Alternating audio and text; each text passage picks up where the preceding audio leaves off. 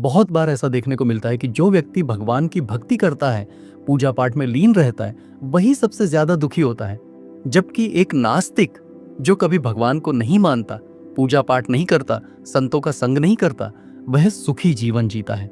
यह देखकर मन में पीड़ा होती है, दिल में सवाल उठते हैं, क्या भगवान सच में अन्याय कर रहे हैं?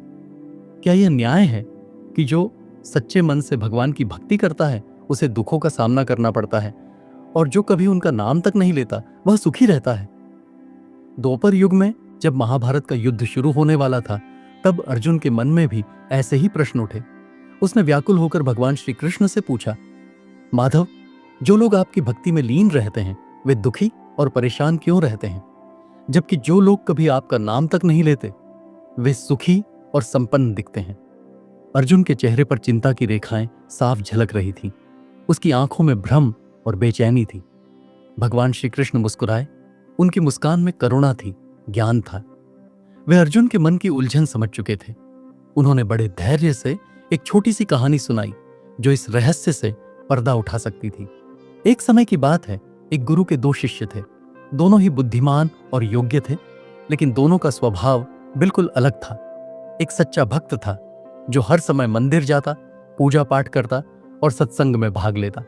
उसकी आंखों में श्रद्धा थी, उसका मन हमेशा ईश्वर की भक्ति में डूबा रहता था। दूसरा शिष्य नास्तिक था, उसे भगवान पर कोई विश्वास नहीं था। वह पूजा पाठ से कोसों दूर रहता, शराब पीता, बुरी संगति में समय बिताता और गलत रास्तों पर चलता था। एक दिन जब नास्तिक शिष्य शराब के नशे में झूमता हुआ घर लौट रहा था, अचानक उसे रास्ते में पैसों से भरा एक बैग मिल गया।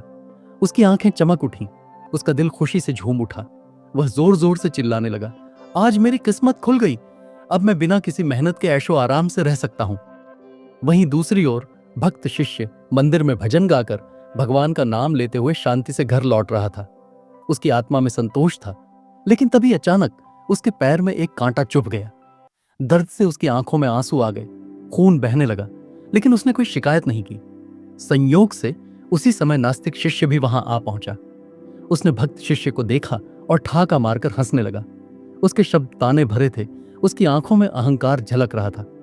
तुम तो हमेशा भगवान की पूजा करते हो, फिर भी देखो तुम्हें कांटा चुभ गया, और मैं जिसने कभी भगवान का नाम तक नहीं लिया, मुझे पैसों से भरी थैली मिल गई। क्या तुम्हें अब भी लगता है कि भगवान न्याय करते हैं? भक्त शिष्य के मन में गहरी चोट लगी, उसकी आत्मा जैसे कांप उठी। क्या सच में भगवान का न्याय ऐसा ही है? गुरुजी ने उसकी ओर प्रेम भरी दृष्टि डाली। उनकी आंखों में करुणा थी, उनका स्वर मधुर था। उन्होंने मुस्कुराते हुए कहा, वत्स, भगवान कभी अन्याय नहीं करते, हर किसी को उसके कर्मों के अनुसार फल मिलता है। उन्होंने आगे समझाया, पिछले जन्म में तुमने कई पाप किए थे और तुम्हारी इस जन्म में मृत्यु होने वाली थी, लेकिन तुम्हारी भक्ति और सत्कर्मों के कारण भगवान ने तुम्हारी सजा को हल्का कर दिया और तुम्हें केवल कांटा चुभा। वहीं तुम्हारा मित्र पिछले जन्म में एक संत था। इस जन्म में उसकी किस्मत में करोड़ों की संपत्ति थी, लेकिन उसके बुरे कर्मों के कारण भगवान ने उसे केवल थोड़े से पैसे दिए। भक्त शिष्य के मन का अंधकार मिटने लगा, उसकी आंखों में चमक लौट आई, उसका हृदय फिर से श्रद्धा से भर गया। उसने महसूस किया कि भगवान का न्याय गहरा और रहस्यमय है, जिसे हमारी छोटी सी बुद्धि पूरी तरह समझ नहीं सकती। ये कहानी हमें सिखाती है कि भगवान का न्याय कभी गलत नहीं होता। जो हम आज कर रहे हैं वही हमारा भविष्य तय करेगा। भगवान हर किसी को उसके कर्मों के अनुसार फल देते हैं।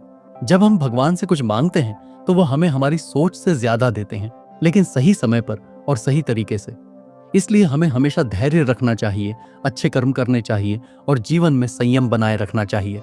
अहंकार न करें, क्योंकि समय कभी भी बदल सकता है। भगवान को अपना सबसे अच्छा मित्र माने, क्योंकि वही हमारे साथ तब भी होते हैं जब पूरी दुनिया हमें छोड़ देती है। अगर ये कहानी आपके मन को छू गई हो तो इसे अपने दोस्तों के साथ साझा करें, ताकि वे भी समझ सकें कि भगवान का न्याय कभी अन्याय नहीं करता। वीडियो पसंद आया हो तो कमेंट में जय श्री कृष्णा लिखें और चैनल को जरूर सब्सक्राइब करें, जिससे हम और अच्छी वीडियो आप तक